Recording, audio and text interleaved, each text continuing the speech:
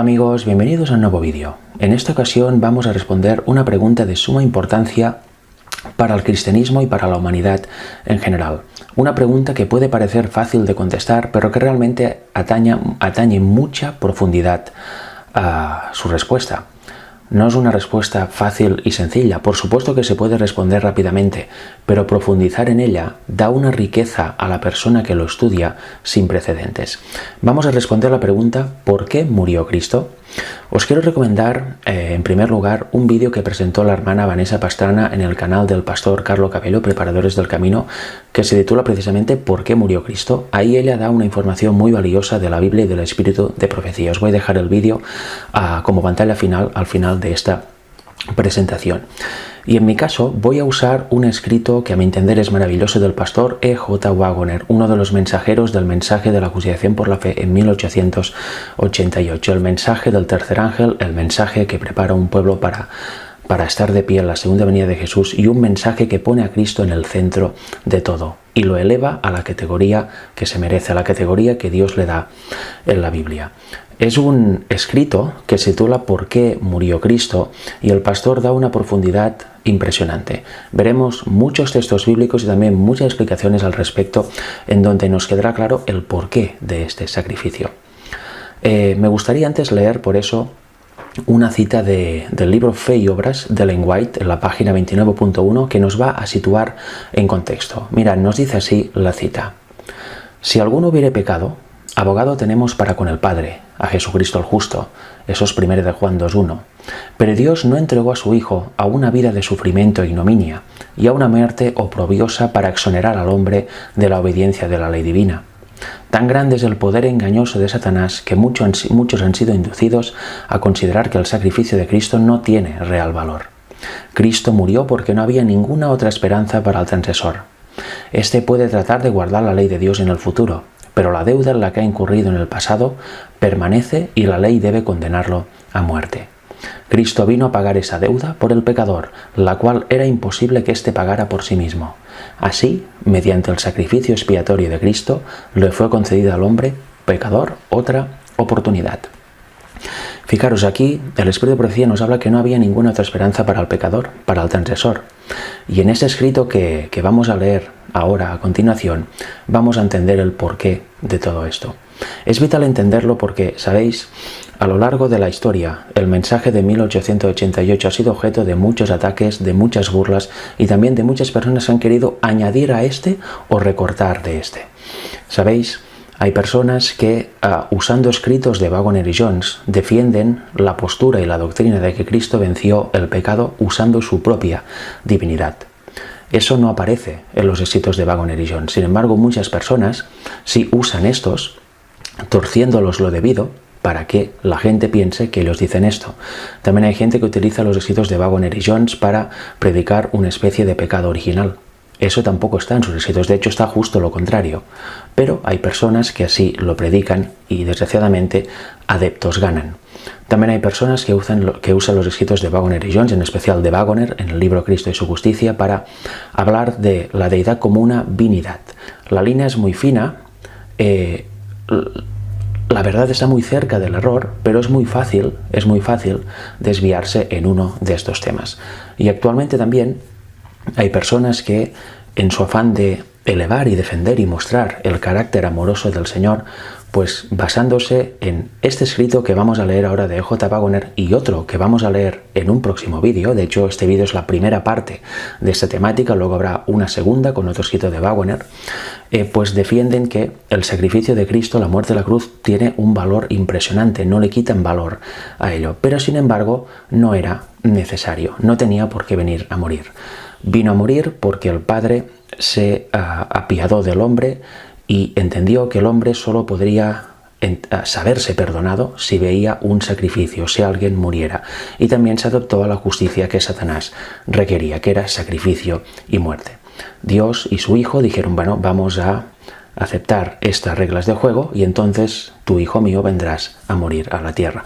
Pero en realidad no era necesario, ya que cuando se revelaron los ángeles en el cielo y algunos de ellos se arrepintieron después y volvieron a la santidad, no hizo falta que muriera Cristo, con lo cual, basándose en esa argumentación, en esta premisa, dicen que el sacrificio de Cristo tenía un gran valor, no le quitan valor, pero no era necesario que sucediese. Bueno, esta cita que hemos leído del Espíritu de Profecía tumba ese tipo de argumentación, no es verdadera. Y veremos que el escrito que vamos a leer a continuación tampoco dice nada de eso. En ese escrito, como veréis, y en el siguiente vídeo, vamos a entrar también a hablar del tema de sacrificios. Sacrificio y ofrendas no quisiste, mas me preparaste cuerpo. A partir de ese versículo, algunas personas desgraciadamente hacen una doctrina, sacan una serie de conclusiones que acaban concluyendo en que Cristo no tenía por qué venir a morir. Y dicen lo que os acabo de decir. Bueno, ¿es eso cierto o no es cierto? Lo vamos a ver en ese artículo y en el siguiente del próximo vídeo, porque es muy importante entender lo que significa sacrificio y ofrenda no quisiste, más me preparaste cuerpo. Es fácil llegar a conclusiones erradas, pero también es muy fácil llegar a las conclusiones que la Biblia dice. En este primer tema vamos a verlo ya muy claro, gracias a los textos bíblicos y a las conclusiones que vamos a sacar de ese escrito del pastor E.J. Waggoner, y en el siguiente vídeo, en la siguiente presentación, aún va a quedar más claro el tema. ¿Por qué todo eso? Porque es necesario que la verdad brille, es necesario que cada persona llegue a la verdad y llegue a la verdad de una forma correcta. Es necesario que la verdad disipe toda duda, toda tiniebla, toda conclusión errónea, toda doctrina errada y toda opinión errónea al respecto de este tema y de cualquier otro. Con lo cual espero que sea de bendición. Vamos con la lectura y luego nos veremos en la siguiente presentación también, en donde vamos a profundizar un poco más al respecto con el deseo de que todo quede perfectamente aclarado. Vamos con la preciosa lectura de este artículo de Waggoner, que como he dicho, es un poco largo, pero desde luego vale la pena entender lo que dice aquí para no difamar el carácter de Dios, ya sea para un lado, para ver a un Dios sanguinario, a un Dios autoritario, a un Dios vengativo, o para el otro extremo, de ver un Dios tan amoroso que no puede ejecutar ni siquiera su juicio, etc. Vamos a leer porque este artículo es pura vida para todo cristiano sincero. Mirad, se titula ¿Por qué murió Cristo?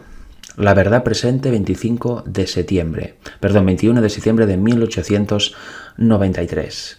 El artículo es por el pastor E.J. Waggoner, pionero adventista y pregonero del mensaje junto a T. Jones de 1888, el mensaje de la justificación por la fe. Mirad qué nos dice. El hecho de que esta pregunta haya sido planteada con total seriedad por un cristiano activo es razón suficiente para considerarla. Y es cierto, es una pregunta que nos podemos hacer muchos, ¿no? ¿Por qué murió Cristo? Pues hoy lo vamos a ver a profundidad. Y creo que esta visión, como digo, os va a edificar a todos. Dice, para considerarla, además de que toca la esencia misma del cristianismo. Muestra que los principios fundamentales del Evangelio no se comprenden tan generalmente como la gente suele imaginar. Esto no se debe a que sean tan oscuros y complejos que escapen a la comprensión común, sino a que han quedado envueltos en la densa niebla de los términos teológicos. Estos términos son la intención humana y no tienen nada que ver con las Escrituras. Si nos conformamos con las sencillas declaraciones de la Biblia, veremos con qué rapidez su luz disipa la niebla de la especulación teológica. Cristo también padeció una sola vez por los pecados, el justo por los injustos, para elevarnos a Dios, siendo la verdad muerto en la carne, pero vivificado en el Espíritu, nos dice 1 Pedro 3:18. Esta respuesta es suficiente, y efectivamente sería suficiente. ¿Por qué murió Cristo? Pues para elevarnos a Dios. Pero como esa sola respuesta no profundiza lo suficiente, vamos a analizar el tema a profundidad. Dice, palabra fiel y digna de ser recibida por todos, que Cristo Jesús vino al mundo para salvar a los pecadores. Nos dice 1 de Timoteo 1:15. Y sabéis que Él apareció para quitar nuestros pecados, y en Él no hay pecado, según 1 de Juan 3:5. La sangre de Jesucristo, su Hijo, nos limpia de todo pecado, dice 1 de Juan 1:7. Luego el pastor Waggoner nos dice, lea de nuevo, porque cuando aún éramos débiles, a su debido tiempo, Cristo murió por los impíos. Porque apenas morirá alguno por un justo. Con todo pudiera ser que alguno se atreviera a morir por el bueno, Pero Dios muestra su amor para con nosotros, en que, siendo aún pecadores, Cristo murió por nosotros. Mucho más estando ya justificados por su sangre, por él seremos salvos de la ira. Porque si siendo enemigos fuimos reconciliados con Dios por la muerte de su Hijo, mucho más estando reconciliados seremos salvos por su vida, nos dice Romanos 5, versículos del 6 al 10. Y ahora vamos a ver unos cuantos versículos más, unos cuantos textos bíblicos más. Y a vosotros que en otro tiempo erais enemigos, y estabais alejados en vuestra mente por malas obras, ahora os ha reconciliado en su cuerpo de carne, por medio de la muerte, para presentaros santos, sin mancha e irreprensibles delante de él. Colosenses 1, 21 y 22.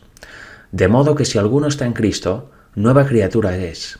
Las cosas viejas pasaron, he aquí todas son hechas nuevas, y todo esto proviene de Dios, quien nos reconcilió consigo mismo por Jesucristo, y nos dio el ministerio de la reconciliación, es decir, que Dios estaba en Cristo reconciliando consigo al mundo, no tomándolos en cuenta a los hombres sus pecados, y nos encargó a nosotros la palabra de la reconciliación. 2 Corintios 5, versículos del 17 al 19. Aquí vemos una idea que va a salir a lo largo del escrito y que va a ser muy importante.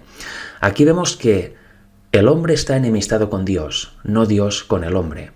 Y Dios, él mismo, toma la iniciativa y nos reconcilia consigo mismo ¿por medio de quién? Por medio de Jesucristo.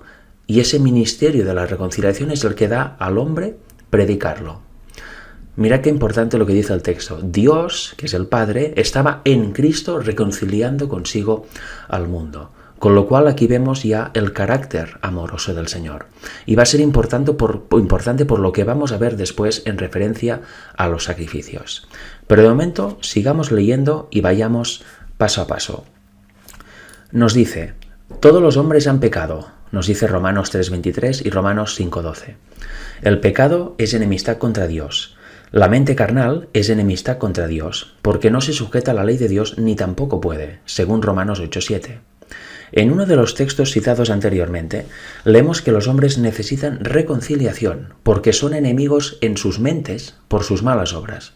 Por lo tanto, puesto que todos los hombres han pecado, se deduce que todos son por naturaleza enemigos de Dios, y eso también es lo que leemos en Romanos 5:10, citado anteriormente. Con lo cual aquí vemos algo importante. Nosotros, los hombres, los humanos, somos enemigos de Dios por naturaleza, con lo cual algo ha de pasar para que se rompa esta enemistad contra Dios y volvamos a ser sus amigos.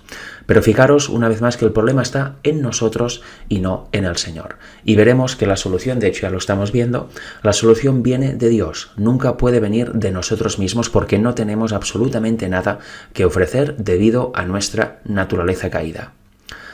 Fijaros que dice el siguiente texto. Pero el pecado es muerte. Tener la mente puesta en la carne es muerte, nos dice Romanos 8:6. Por un hombre entró el pecado en el mundo, y por el pecado la muerte, nos dice Romanos 5:12. La muerte entró por el pecado porque lleva la muerte oculta en sí. El aguijón de la muerte es el pecado, nos dice 1 Corintios 15:56. Y es verdad, la paga del pecado, ¿qué es? La muerte, o sea que el propio pecado lleva la muerte en sí, como dice muy Ben Waggoner, con lo cual la muerte entró por causa del pecado. Si no hubiera pecado, no habría muerte. ¿Y por qué esto es así? Pues lo veremos un poco más adelante. De momento leamos Santiago 1:15, que nos dice, el pecado al madurar da a luz la muerte. En Santiago 1, del 12 al 15, vemos el proceso de dar luz al pecado. Es muy interesante verlo, sin duda. Os recomiendo leer esos versículos. Luego nos comenta que el pecado es muerte por ser enemistad contra Dios. Dios es el Dios vivente. Con Él está la fuente de la vida, nos dice Salmos 36:9. Cristo es llamado el autor de la vida, nos dice Hechos 3:15. La vida es la gran característica de Dios. Él da a todos vida, aliento y todas las cosas, nos dice Hechos 17:25. En Él vivimos, nos movemos y existimos, porque también somos linaje suyo, nos dice el versículo 28 de Hechos 17. La vida de Dios es la fuente de todo lo creado, y sin Él no puede haber vida. Quedaros con ese concepto de la vida de Dios es la fuente de todo lo creado, porque cuando entremos de lleno en la cruz y en el sacrificio de Cristo, esto va a tener muchísima importancia para entender realmente el mayor acto de amor a la humanidad que ha hecho Dios nunca. Mirad, nos sigue diciendo, Pero la justicia, así como la vida, es la gran característica de Dios. En Él no hay injusticia, nos dice Salmos 92:15. En cuanto a Dios, su camino es perfecto, Salmo 18:30.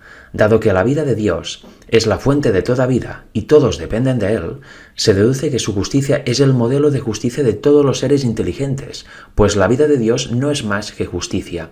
Aquí vemos este concepto, ¿no? Vida de Dios igual a justicia de Dios. Las dos son igual de importantes. Y nos sigue diciendo, por lo tanto la vida y la justicia son inseparables. Tener una mente espiritual es vida. Nos dice también Romanos 8:6. Ahora bien, dado que la vida de Dios es el modelo de justicia, es evidente que todo lo que difiere de la vida de Dios es injusticia, y toda injusticia es pecado. Pero si la vida de algún ser difiere de la vida de Dios, debe ser porque su vida no puede fluir libremente a través de ese ser. ¿Por qué? Por el pecado, por el muro que construye el pecado. ¿Entendéis? Pero donde la vida de Dios no está, hay muerte, obviamente, y hay injusticia. Quien no está en armonía con Dios, enemistad contra Él, tiene la muerte obrando en él, y la muerte es su destino inevitable. Así que no es por decreto arbitrario que la paga del pecado sea la muerte. Esto resulta de la naturaleza misma de las cosas. El pecado es oposición a Dios, rebelión contra Él, y es completamente ajeno a su ser. Obviamente en Dios no hay pecado, es algo opuesto a su carácter y algo ajeno, como dice aquí, a su ser. No hay ni muerte ni rebelión en Dios, en el ser de Dios. Es separación de Dios el pecado, y la separación de Dios es muerte, porque no hay vida fuera de Él. Todos los que lo odian, aman la muerte. Y eso es precisamente un argumento, un punto vital que hace la muerte de Cristo en la cruz algo absolutamente necesario para que el hombre pueda ser salvo y para que pueda volver al estado de Adán antes de pecar, para que pueda también heredar la vida eterna en la tierra nueva. Fijaros que dice, resumamos ahora la relación entre el hombre natural y Dios. Todos pecaron, es el primer punto. Y el segundo punto es que el pecado es enemistad contra Dios, es rebelión. Y el tercer punto que hemos aprendido es el pecado es ordenación de Dios, alineación de Dios. Los hombres están alienados y son enemigos en sus mentes por sus malas obras, Colosenses 1:21. Y el punto 4 es que los pecadores están alejados de la vida de Dios, Efesios 4:18. Pero Dios en Cristo es la única fuente de vida para el universo, y por lo tanto todos los que están así alejados de su vida justa están, por la naturaleza misma de las cosas, condenados a muerte. El que tiene al Hijo tiene la vida, el que no tiene al Hijo de Dios no tiene la vida, nos dice 1 de Juan 5:12. Creo que esos versículos son muy claros, ¿verdad? Y esas conclusiones son muy lógicas. Ahora queda que cada uno las estudie, que vaya a los textos bíblicos en sí, en la propia Biblia, y vaya analizando y interiorizando todo eso que acabamos de ver. Eso es conocimiento también muy común en el cristianismo, pero no en todas las ramas del cristianismo. Con lo cual, si tú eres adventista, seguramente todo eso ya lo conocerás, te sonará familiar, y seguramente en otras ramas del cristianismo también. Pero hay ciertas denominaciones que todo esto no lo entienden, o no lo han estudiado, o lo entienden diferente, con lo cual es muy importante que puedan llegar a verlo así, en la luz clara de la Biblia, en la luz clara de los textos, sin necesidad de interpretarlos, torcerlos, agregar o quitar de ellos. Pero ahora entraremos en un tema importantísimo, el aspecto de la reconciliación, porque la cruz de Cristo es, en parte, reconciliación. Mirad lo que nos dice así, aquí. De todo lo que ha precedido, es muy evidente que el único objetivo que Cristo podía tener al venir a la tierra y morir por los hombres era la reconciliación del hombre con Dios, para que pudiera tener vida. Yo he venido para que tengan vida, nos dice Juan 10:10. Dios estaba en Cristo reconciliando consigo al mundo, 2 de Corintios 5:19. Y a vosotros también que erais en otro tiempo extraños y enemigos en vuestra mente, haciendo malas obras, ahora os ha reconciliado en su cuerpo de carne, por medio de la muerte, para presentaros santos y sin mancha e irreprensibles delante de él, nos dice Colosenses 1:21. Cristo sufrió por los pecados, el justo por los injustos. ¿Para qué? Para elevarnos a Dios, 1 de Pedro 3:18. Y si siendo enemigos fuimos reconciliados con Dios por la muerte de su Hijo, mucho más estando reconciliados seremos salvos por su vida. Otra vez el concepto de vida, que será muy importante hacia el final de este artículo. Eso lo dice Romanos 5:10, que también hemos leído antes. Y aquí viene el primer punto interesante con el cual hay que tener muchísimo cuidado de cómo se lee. Porque si se lee de determinada forma, podemos llegar a conclusiones que son ajenas a Waggoner y ajenas al texto y, por supuesto, ajenas a las conclusiones de la lectura de los textos bíblicos. Aquí hay que tener muchísimo cuidado. Vamos a leer. Dice, pero, dirá alguien, has hecho la reconciliación solo por parte de los hombres, y siempre me han enseñado que la muerte de Cristo reconcilió a Dios con el hombre, que Cristo murió para satisfacer la justicia de Dios y apaciguarlo. Hagamos un alto aquí. Te pregunto, ¿tú crees que la cruz sirvió para reconciliar a Dios con el hombre? ¿O al hombre con Dios? ¿O a los dos? Dime qué crees. Porque creer una cosa o la otra es radicalmente diferente. Inevitablemente te hará tener una concepción de Dios o contraria a la Biblia o completamente bíblica. Vamos a leer con calma. Volvemos a decir esto. Has hecho la reconciliación solo por parte de los hombres. Siempre me han enseñado que la muerte de Cristo reconcilió a Dios con el hombre, que Cristo murió para satisfacer la justicia de Dios y apaciguarlo. Bueno, hemos dejado el tema de la reconciliación tal como lo plantean las Escrituras, es lo que hemos visto hasta ahora. Y si bien estas dicen mucho sobre la necesidad de que el hombre se reconcilie con Dios, jamás insinúan la necesidad de que Dios se reconcilie con el hombre. Insinuar la necesidad de tal cosa es una grave acusación contra el carácter de Dios. La idea llegó a la Iglesia cristiana del papado, que a su vez la trajo del paganismo, desde donde la única idea de Dios era la de un ser cuya ira debía ser apaciguada mediante un sacrificio. Fijaros, ¿qué entendemos? Que Dios está reclamando sacrificios continuamente, sangre continuamente para apaciguar su enfado, su enojo con el hombre. ¿O entendemos que es el hombre que por naturaleza, a causa del pecado, nace ya enemistado con el Señor y que solo por medio de la cruz de Cristo, por medio de Dios dando su vida en Cristo, es reconciliado con el Señor? Vemos a un Dios, como ven la mayoría del mundo cristiano, sobre todo católico, y también en todas las culturas paganas donde se le ha de ofrecer sacrificio tras sacrificio para que no destruya al hombre o para que no siga enfadado con el hombre. ¿O vemos a un Dios que se da a sí mismo en Cristo para que el hombre deje de ser enemistado contra él? Son dos visiones completamente distintas. Una es la visión del diablo, para llevar al ateísmo, incluso en casos extremos al universalismo, o a ver un Dios completamente sanguinario, y la otra es la visión bíblica. ¿Vosotros cuál tenéis? ¿Tú cuál tienes? Esa es la primera perla de este artículo, pero hay muchas más, ya os digo que es un poco largo y lo vamos a ir viendo con calma. Pero os avanzo algo, aquí dice, la única idea de Dios, lo dice al final en la última frase, era la de un ser cuya ira debía ser apaciguada mediante un sacrificio. ¿Eso significa que no hace falta la cruz de Cristo? ¿Que realmente el plan de redención no tenía la necesidad de tener la cruz de Cristo? ¿El sacrificio de Cristo en la cruz? ¿Que si lo tuvo fue porque Dios vio que el hombre no entendería que era salvo si no le daba un sacrificio? ¿No podría entender el hombre que es perdonado por Dios si no habría un sacrificio y Dios se adaptó y con lo cual dio a su Hijo? ¿Fue por eso? ¿Es eso lo que está diciendo aquí? ¿O simplemente está diciendo que Dios no está enfadado con el hombre, sino que es el hombre que está enemistado con Dios y por tanto Dios no requiere sacrificios propios del hombre o originados en el hombre para ser apaciguado un supuesto enojo? ¿Qué creéis que está diciendo? Ciertos movimientos dicen una cosa y la Biblia dice otra. Pero vamos a seguir leyendo. Mirad, nos dice así.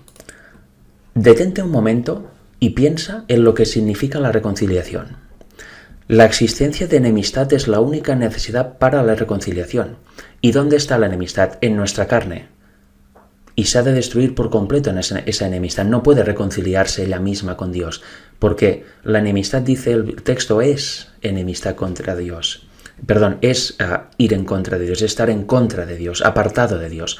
Con lo cual, cuando algo es que lo es en su propia naturaleza y no hay posible cambio. Por tanto, esta enemistad que está en nosotros por naturaleza, en nuestra carne, ha de ser destruida. ¿Y cómo fue destruida? Pues ya lo hemos visto, por medio de la cruz de Cristo, por medio de que Dios en su Hijo dio su vida por nosotros. Y luego lo vamos a ir profundizando más. Pero fijaros, dice, la existencia de enemistad es la única necesidad para la reconciliación. Donde no hay enemistad, no hay necesidad de reconciliación. El hombre está por naturaleza alejado de Dios, es rebelde, lleno de enemistad.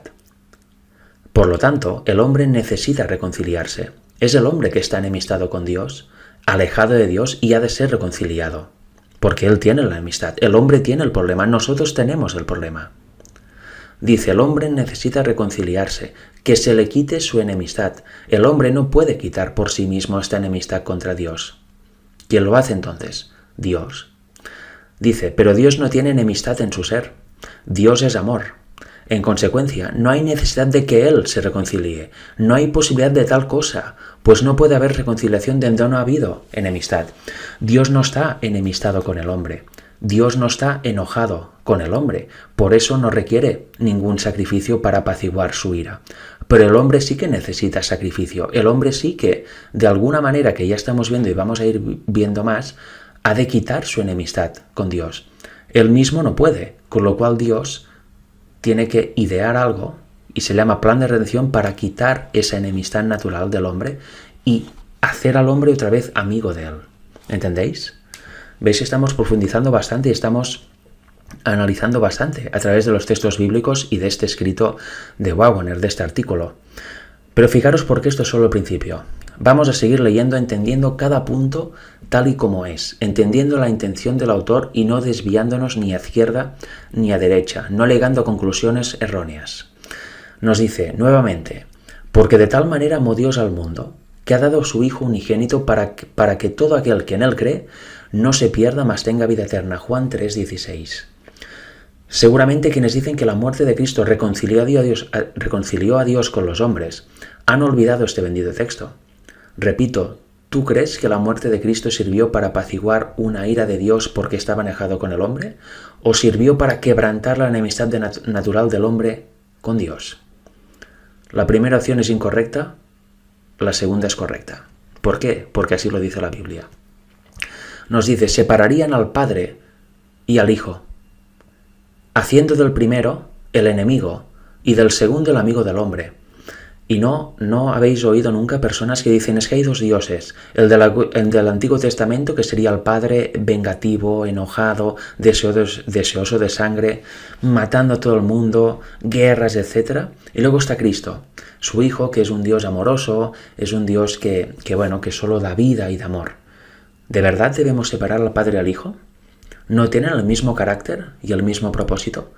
Pues esa idea equivocada de Dios, de hacer ver a un Dios vengativo, sanguinario y deseoso de sacrificios para apaciguar su supuesta ira, su supuesta enemistad que tiene con el hombre o contra el hombre, separan al Padre y al Hijo.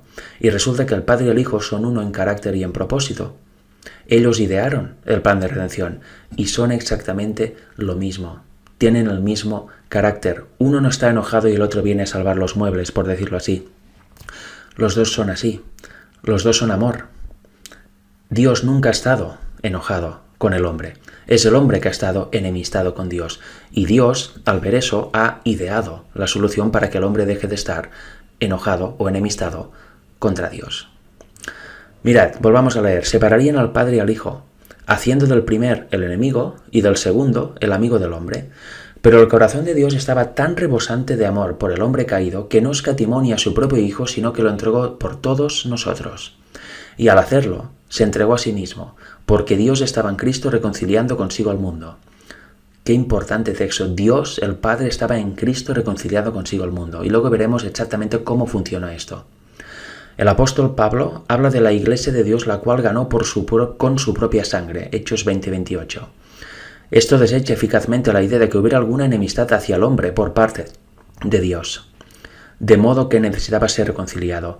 Una vez más, es el hombre que necesita ser reconciliado por medio de la cruz de Cristo, no Dios con el hombre. La muerte de Cristo fue la expresión del maravilloso amor de Dios por los pecadores. Luego nos sigue diciendo, consideremos además lo que significa la reconciliación. Significa un cambio por parte de quien se reconcilia. Si alguien tiene enemistad en su corazón hacia otro, debe ocurrir un cambio radical en él antes de ser reconciliado. Este es el caso del hombre. Si alguno está en Cristo, nueva criatura es. Las cosas viejas pasaron. He aquí todas son hechas nuevas. Y todo esto proviene de Dios, quien nos reconcilió consigo mismo por Jesucristo. 2 de Corintios 5, 17 y 18. No me digáis que no es impresionante y muestra realmente el carácter amoroso del Señor y que su esencia es amor. Todo esto que hemos leído proviene de Dios y Él mismo nos reconcilió consigo mismo por medio de Jesucristo. Qué impresionante. ¿Por qué? Porque el hombre no tiene absolutamente nada que dar y es imposible que por él mismo se reconcilie con el Señor. Pero bueno, luego sigue diciendo, pero hablar de la necesidad de que Dios se reconcilie con el hombre no solo significa decir que albergaba enemistad en su corazón, o sea, pecado. ¿Veis qué terrible consecuencia creer esto? Sino también que Dios estaba parcialmente equivocado y que debía ocurrir un cambio tanto en él como en el hombre. O sea, el hombre está mal y Dios está mal. ¿Os dais cuenta la conclusión natural de esa idea? No es verdad, no es bíblica. Si no fuera por la inocencia de la ignorancia que los hombres hablaran de la reconciliación de Dios con los hombres, sería una blasfemia. Esa es una de las grandes cosas y blasfemias que el papado ha hablado contra Dios. No nos hagamos eco de ello. Seamos bíblicos, queridos hermanos. No nos movamos por tradiciones o doctrinas de hombres. Nos sigue diciendo, Dios existe. No podría ser de otra manera ni ser Dios. Es perfección absoluta e inmutable. No puede cambiar. Escúchelo. Yo soy el Señor. No cambio. Por eso, hijos de Jacob no han sido consumidos. Malaquías 3:6. En lugar de tener que cambiar y reconciliarse con el hombre pecador para ser salvos, la única esperanza para su salvación es que Él nunca cambia, sino que es amor eterno. Él es la fuente de vida y la norma de vida. Cuando algún ser es diferente de Él, la diferencia está en Él, y no en Él en mayúsculas. O sea, la diferencia está en este ser creado, y no en Dios. Él, Dios, es la norma fija a la que todos deben ajustarse si quieren vivir. ¿Por qué? Porque ya hemos visto, la separación de Dios es muerte, y el pecado contiene la muerte en sí mismo porque propicia la separación de Dios. Dios no puede cambiar para acomodarse a los deseos de los hombres pecadores, sino simplemente porque tal cambio rebajaría su dignidad e inestabilizaría su gobierno, y porque no puede ser de otra manera que Él es. El que se acerca a Dios debe creer que Él existe. Solo una reflexión sobre la idea de que la muerte de Cristo fue necesaria para satisfacer la justicia ultrajada. La muerte de Cristo fue necesaria para satisfacer el amor de Dios. ¿Lo habíais visto alguna vez así? Sabemos que la crucifixión, la cruz de Cristo, es el mayor acto de amor de Dios con el hombre, pero ¿sabéis que la muerte de Cristo fue necesaria para satisfacer el amor de Dios, no para satisfacer una supuesta ira o un supuesto enojo y enfado de Dios con el hombre? Porque de Él estando enemistado con el hombre, no. Dios no está enemistado con el hombre está enemistado con Dios. Y la muerte de Cristo es necesaria para satisfacer este amor del Señor para con sus seres creados y para el hombre en particular en ese momento. Nos dice Romanos 5:8, Dios muestra su amor para con nosotros, en que siendo aún pecadores, Cristo murió por nosotros. Como veis aquí, si fuera al revés debería decir, Dios mostró su enojo y su rabia exigiendo el sacrificio de su Hijo porque nosotros somos pecadores y de esta forma ya no lo seríamos, ¿no? Aquí dice que Dios nos ama aún siendo pecadores. Él odia por completo el pecado, pero nunca al pecador. Eso se dice muchas veces, ¿verdad? Pero ¿hemos profundizado en ello? Lo repito, Romanos 5:8. Dios muestra su amor para con nosotros en que siendo aún pecadores, Cristo murió por nosotros, con lo cual es bíblico decir que la muerte de Cristo satisfajo el amor de Dios para con el hombre. Una vez más, de tal manera amó Dios al mundo que dio a su Hijo unigénito.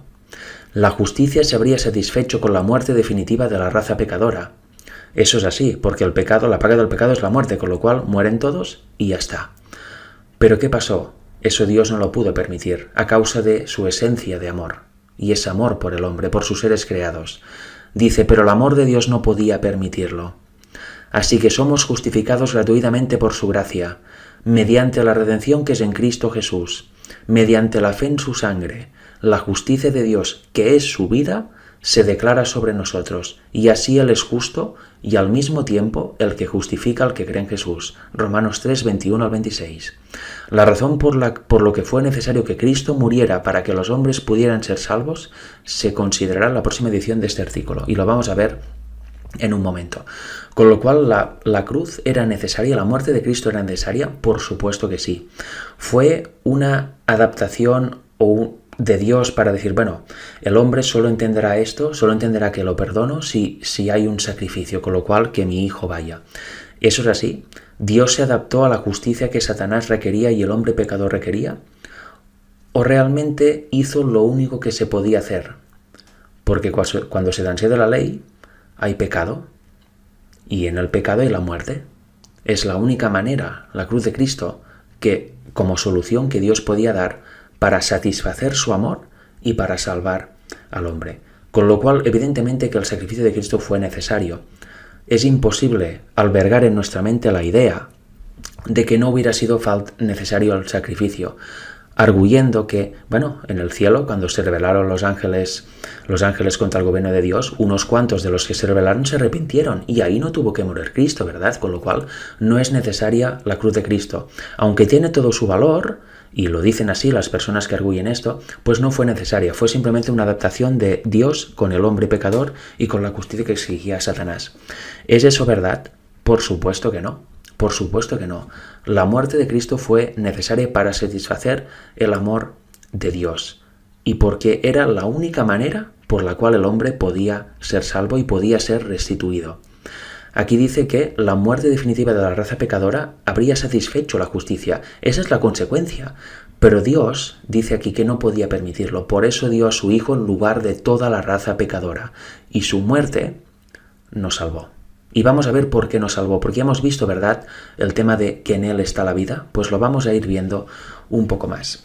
Espero que de momento estéis entendiendo lo que estoy intentando explicar y lo que estamos leyendo en ese artículo, porque ese artículo actualmente es sacado de contexto o interpretado de una manera en la cual también, sin quererlo, se tuerce el carácter de Dios, no hacia un lado de ver un Dios sanguinario, vengativo, implacable, etc., sino hacia el lado de ver un Dios tan amoroso que no puede ejecutar ni siquiera su juicio, que no puede ejecutar sentencia, a un Dios, que lo voy a decir literalmente, no mata ni castiga.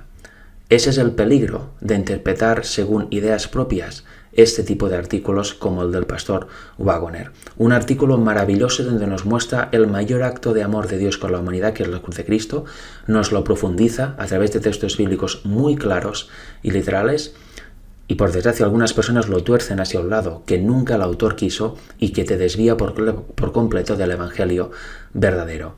Y es muy peligroso porque eso es un mensaje que viene de Satanás haciéndose pasar por ángel de luz, con lo cual es atrayente, es bonito y parece que estás en la verdad y que estás conociendo el verdadero carácter de Dios, pero en realidad no. En realidad lo estás torciendo, de la misma manera que se tuerce si ves a un Dios vengativo, implacable, etc. Satanás tiene para los dos lados, o pone su carácter en Dios y hace ver a la humanidad a un Dios castigador, implacable, vengativo, sanguinario, deseoso de sangre y pidiendo sacrificios a los hombres, sacrificios propios a los hombres para aplacar su ira y su supuesto enojo con el hombre, o bien ver a un Dios tan amoroso que, por supuesto, no exige ni sacrificios, la cruz de Cristo no es necesaria, todo el mundo será salvo, no importa nada, ¿verdad? Ese es el gran peligro. Y por supuesto hay visiones intermedias, como el Dios no mata, el Dios no castiga, etc. Mucho cuidado con ciertas interpretaciones y con torcer artículos tan bonitos como este de Waggoner. Leamos la última frase aquí. La razón por la que fue necesario que Cristo muriera para que los hombres pudieran ser salvos se considerará la próxima edición. Vamos con esto ahora mismo. Dice, ¿por qué nos hemos detenido tanto en el hecho de que el hombre debe reconciliarse con Dios y no Dios con el hombre? Porque solo en eso reside la esperanza del hombre. Es muy importante tener claro esto, y si ya lo teníamos claro, pues reafirmarlo. Y hemos visto todos los textos bíblicos o muchos textos bíblicos que nos confirman esa idea, porque si una idea está claramente explicitada en la Biblia, es verdadera, si no, es una idea propia que no tiene ningún interés y que muy probablemente pueda ser contraria a la palabra de Dios. El hombre es el que tiene enemistad en sí, en su naturaleza contra Dios, y debe ser reconciliado, nunca Dios con el hombre. Dice, porque solo en eso reside la esperanza del hombre. Si Dios alguna vez albergara enemistad contra los hombres, siempre surgiría el pensamiento atormentador. Quizás aún no está lo suficientemente apaciguado como para aceptarme. Seguramente no puede amar a un ser tan culpable como yo. No me digáis que no es terrible para la mente eso, pues hay millones de cristianos que viven así. Por eso es tan importante mostrar el carácter verdadero de Dios al mundo. Y cuanto más consciente era uno de su culpa, mayor era su duda.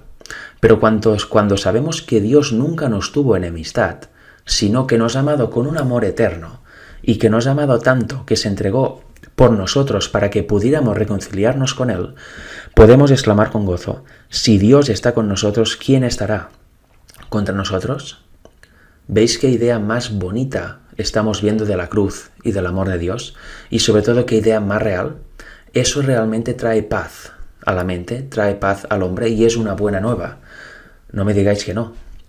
¿Creéis que una buena nueva es decir, no sé si Dios está contento contigo o suficientemente apaciguado su enojo contigo? ¿Qué sacrificio más debo hacer, no? Eso es una tortura para la mente. Pero eso no es lo que Dios quiere, ni es lo que dice la Biblia. Eso es la idea de Satanás, el engaño de Satanás. Bien, pues pasamos a la última parte. Vamos a ver remisión. Hemos visto reconciliación y ahora vamos a ver remisión. Nos dice, la libertad del pecado, o al menos de sus consecuencias, es lo que los hombres han buscado desde la caída. Sin embargo, es triste decirlo, pero la gran mayoría lo ha buscado de forma equivocada. Fue con una mentira contra el carácter de Dios que Satanás causó el primer pecado, y desde entonces se ha dedicado con vehemencia a inducir a la gente a creer esa mentira.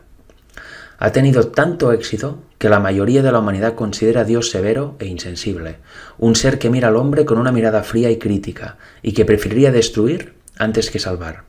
En resumen, Satanás ha logrado en gran medida ponerse en el lugar de Dios en la mente de los hombres. Y ya lo hemos visto, la justicia exigiría la exterminación total de la raza culpable, pero Dios no podía permitirlo.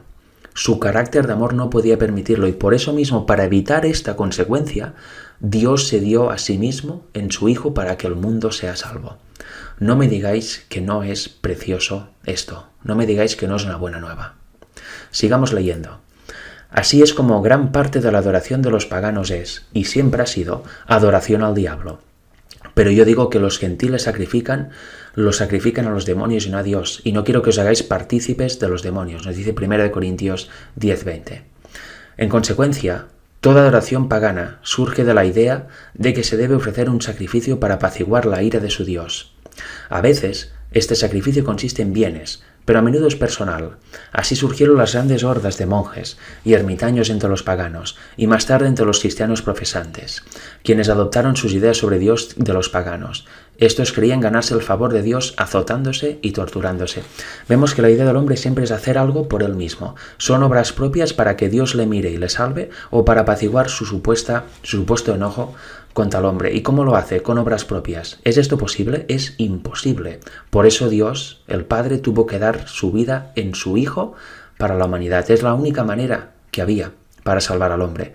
Pero el paganismo, y también la mayor parte del cristianismo, cree en un evangelio de obras. Creen qué debo hacer para ser salvo, ¿no?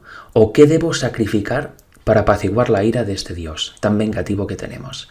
Qué distorsión más grande del carácter de Dios. Y eso aún existe. Gente que se azota, se lastima al cuerpo para expiar según qué pecados y según qué culpas. Eso lo exige Dios, no. Lo exige el diablo, que quiere tu destrucción. Mucho cuidado con las ideas que podamos tener de Dios y del Evangelio. Nos sigue diciendo, los profetas de Baal se cortaban con cuchillos. Eso lo vimos en el tema que presenté de quién hizo descender fuego del cielo en el caso de Elías en el Monte Carmelo.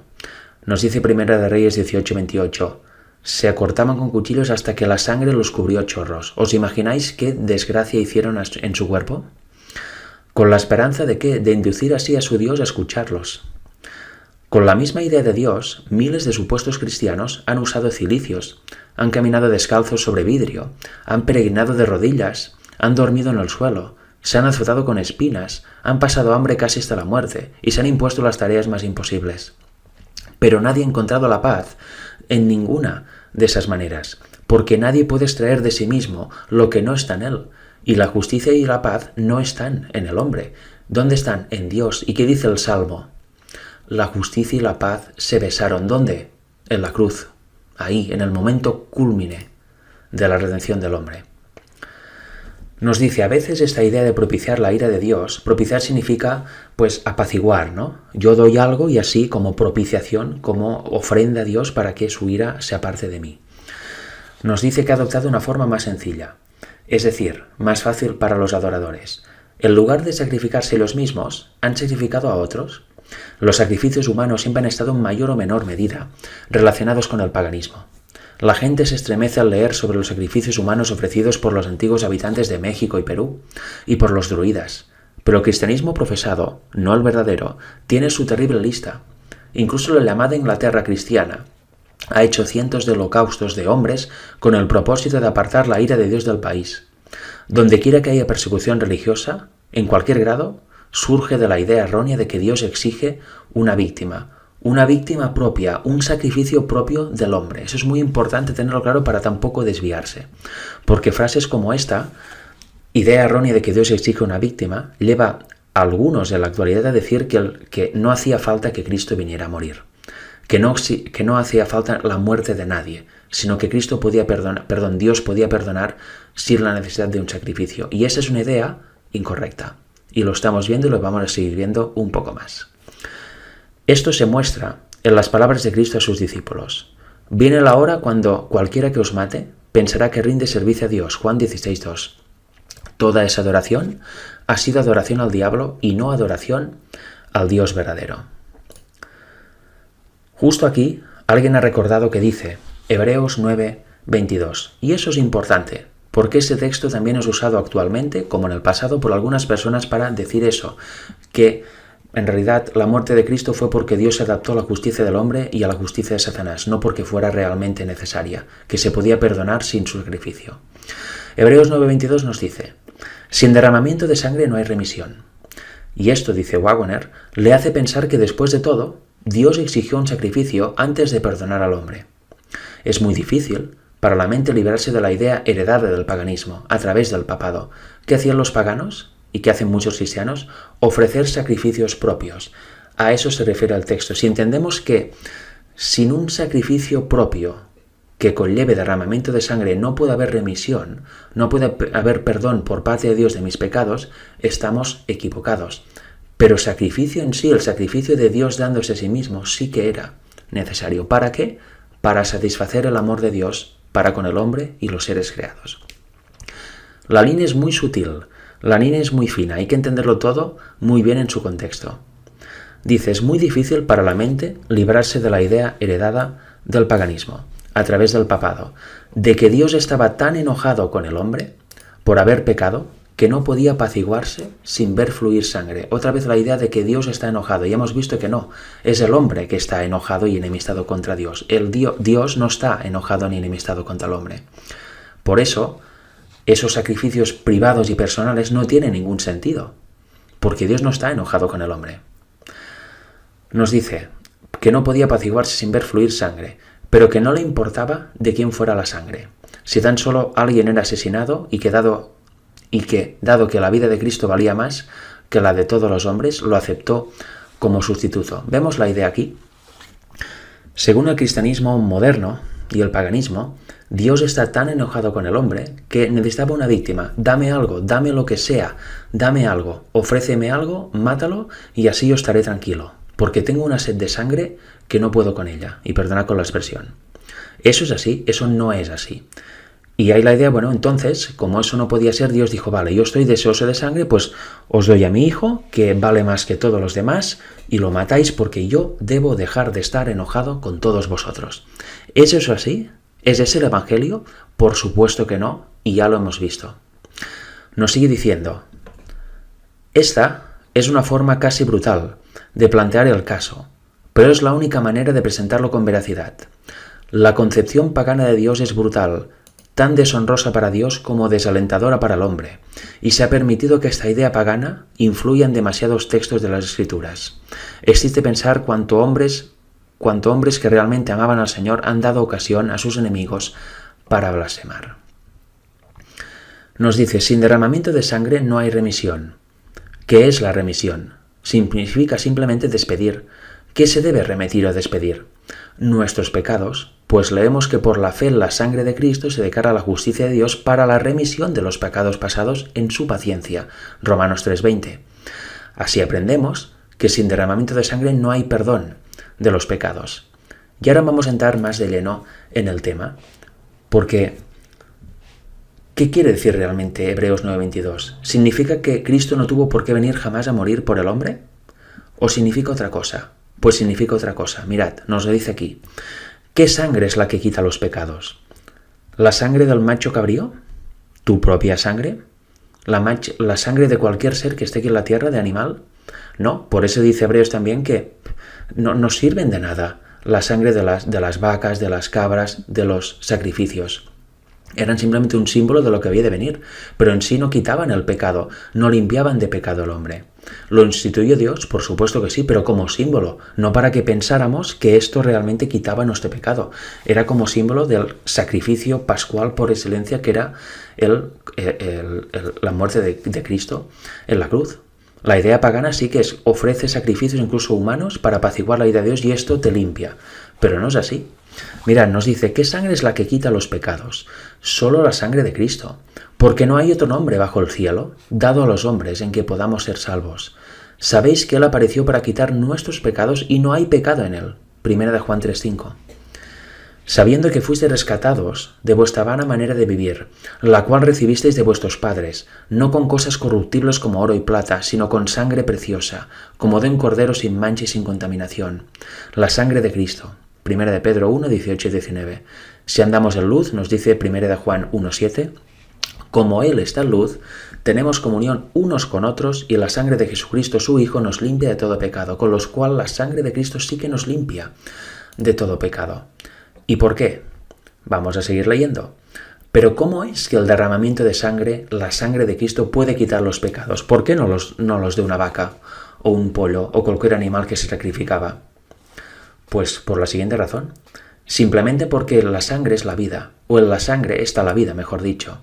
Dice, porque la vida de la carne en la sangre está, y os la he dado sobre el altar para hacer expiación por vuestras almas, porque la misma sangre hace expiación por el alma, dice Levítico 17:11.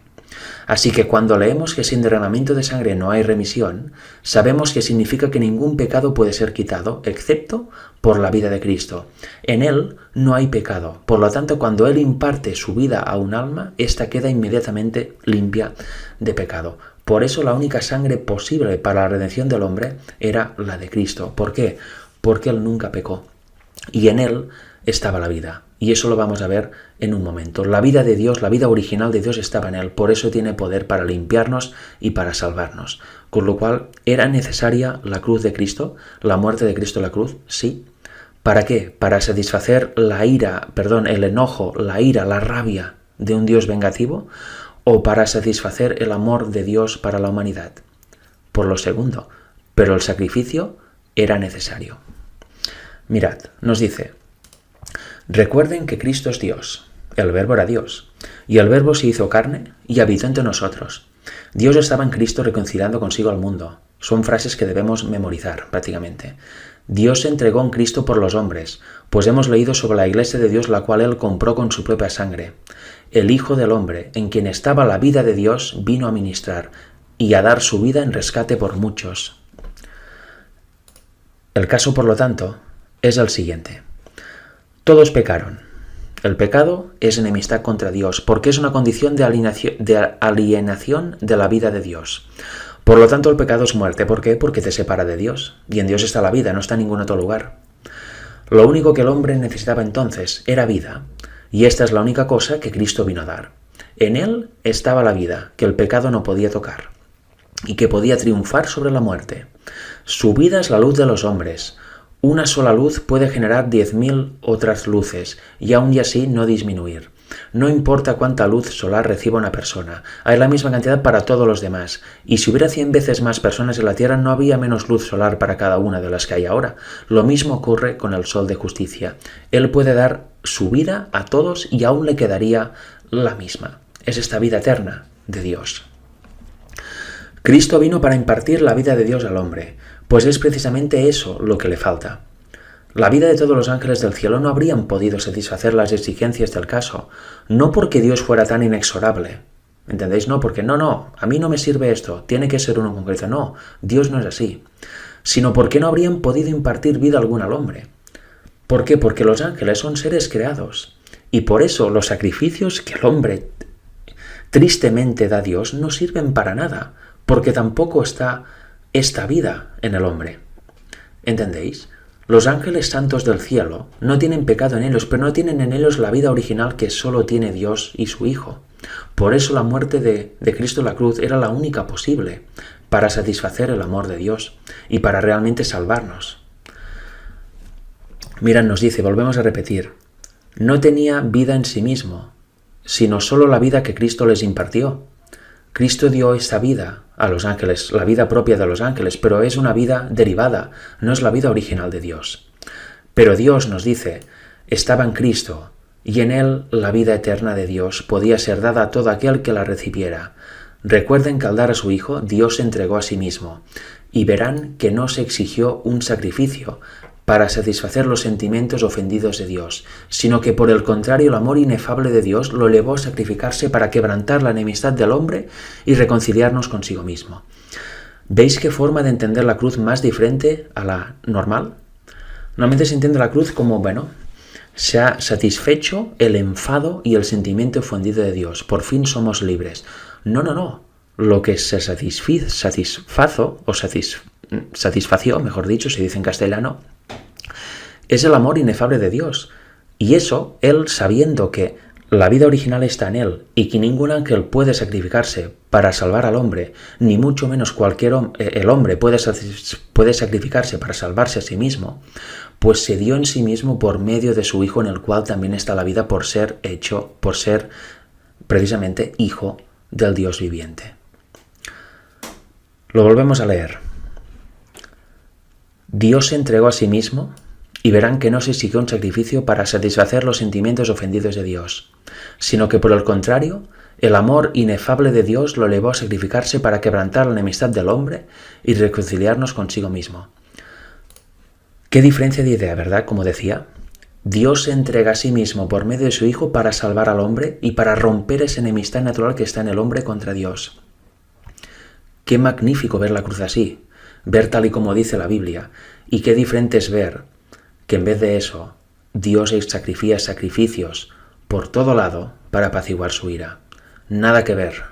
Una cosa es satánica y la otra cosa muestra el verdadero carácter de Dios.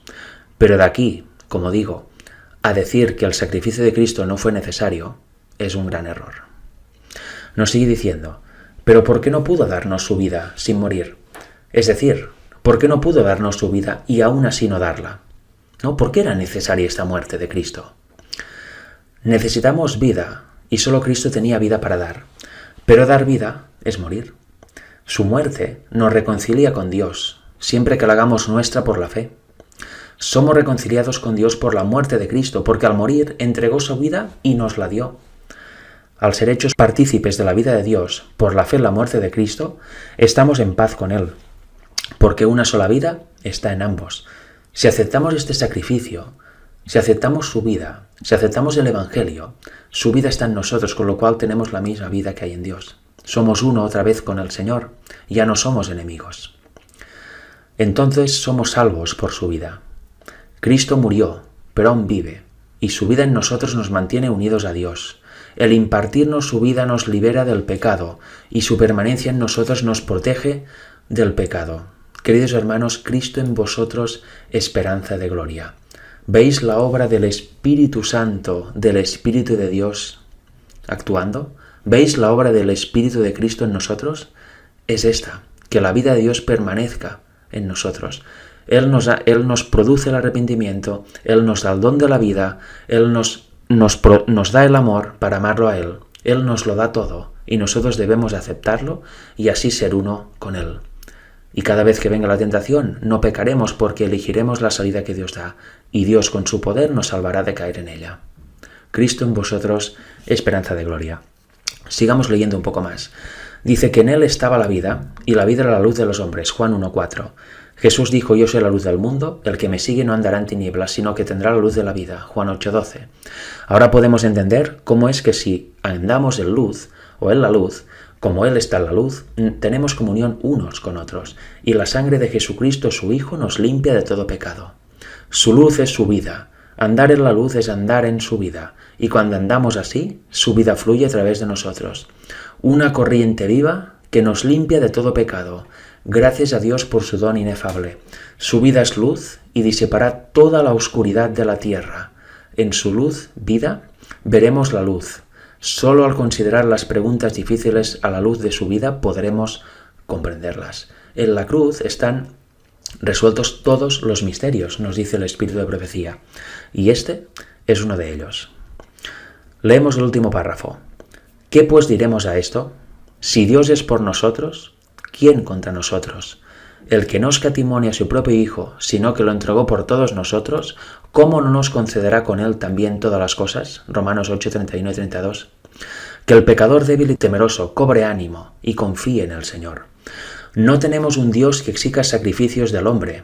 No es que Dios no quiera sacrificios y que el sacrificio de Cristo en la cruz no era necesario, que lo dio por adaptarse a la idea de justicia del hombre, sino que no exige sacrificios propios del hombre hacia Él, sino uno que en su amor se ofreció a sí mismo en sacrificio. Dios no exige sacrificios del hombre. Por eso dice el texto, sacrificio y ofrenda no quisiste, no porque no fuera necesario el sacrificio de Cristo, sino que sacrificios propios del hombre, ofrendas propias del hombre para salvarse a sí mismo, no los quiere. Que dice el texto, más me preparaste cuerpo. Eso es clave.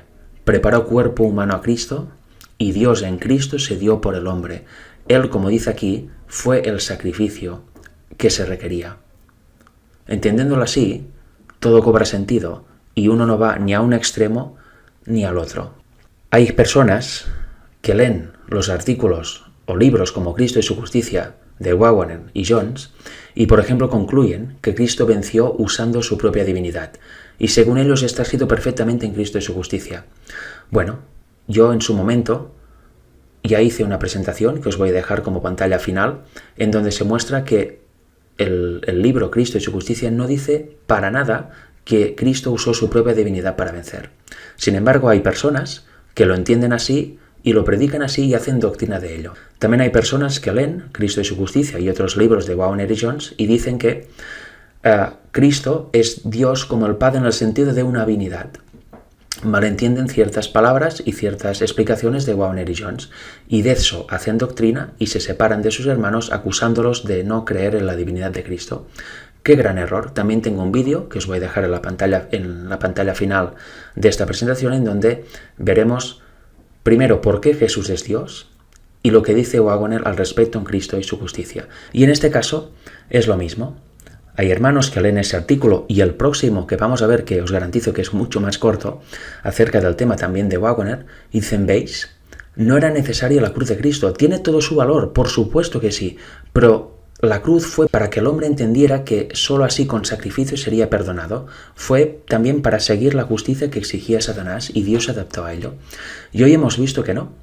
Dios no exige sacrificios, por supuesto, sacrificios del hombre, sacrificios propios, pero el quebrantamiento de la ley, la justicia de la ley, por supuesto que exigía una muerte y un sacrificio.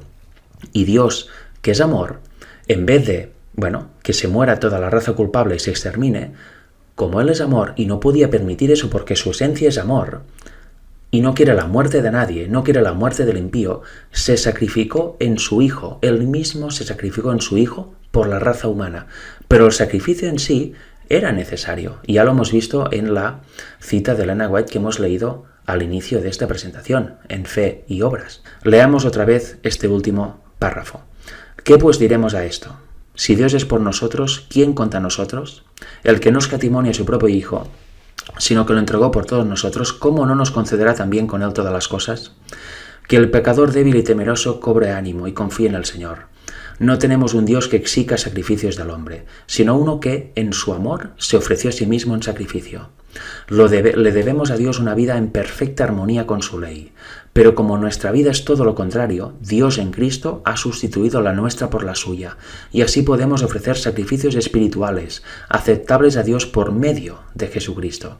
Entonces, espere Israel en el Señor, porque en el Señor hay misericordia y con él abundante redención, y él redimirá a Israel de todas sus iniquidades. Nos dice el Salmo 130, versículos 7 y 8. Espero que ese largo artículo haya cundido en tu mente y puedas entender la profundidad de la cruz de Cristo. En referencia a los sacrificios, próximamente vamos a ver otro artículo de Waggoner, pero solo vamos a ver 2 párrafos. Será una presentación mucho más corta, pero también vamos a ahondar en que no es que Dios se adaptara al hombre para que éste entendiera que fuera perdonado dando a su Hijo, sino que el sacrificio de Cristo era necesario, pero no debe ser entendido como para aplacar un enojo de Dios contra el hombre, sino para satisfacer su amor con el hombre y que éste pueda ser salvo por medio de él, dándole su vida por medio de su Hijo.